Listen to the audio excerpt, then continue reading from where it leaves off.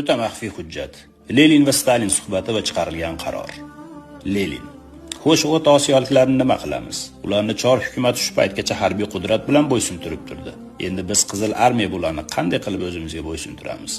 Stalin: Bartolt anchadan beri O'rta Osiyoda ishlaydi. Olimdan so'rashimiz lozim. Va Bartoltni chaqirishdi. Bartolt haqida qisqacha ma'lumot.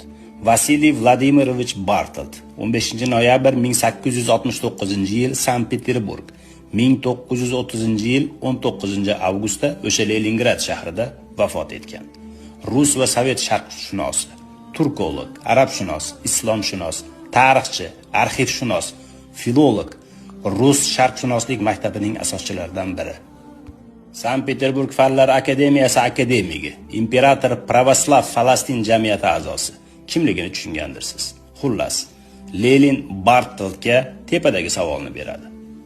Shunda Bartolt: men allaqachon o'ylab qo'yganman. O'rta Osiyoda o'zbeklar eng ilg'or xalq.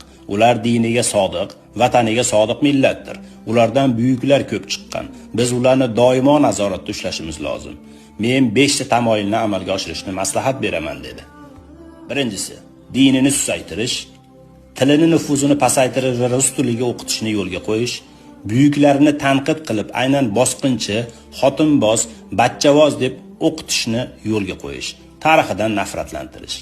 Eng faollarini rus qizlariga uylantirib, ularga barcha shart-sharoitni yaratish, tekinga uy-joy berib, bolalarni ruscha o'qitib, ularni lavozimlarga qo'yish.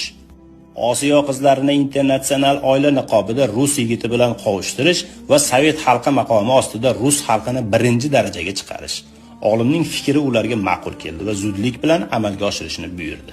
Kreml 1918-yil 3-qavat. Tarixchi olim professor Jumavoy Rahimov tilidan yozib olindi. Ha, bizni dinimizni va millatimizni shunday yakson qildilar. Alhamdulillah, mustaqillikka erishdik. Alloh yurtimizni, O'rta Osiyoyimizni o'zi saqlasin. Rusparast xoinlarga Alloh kifoya qilsin.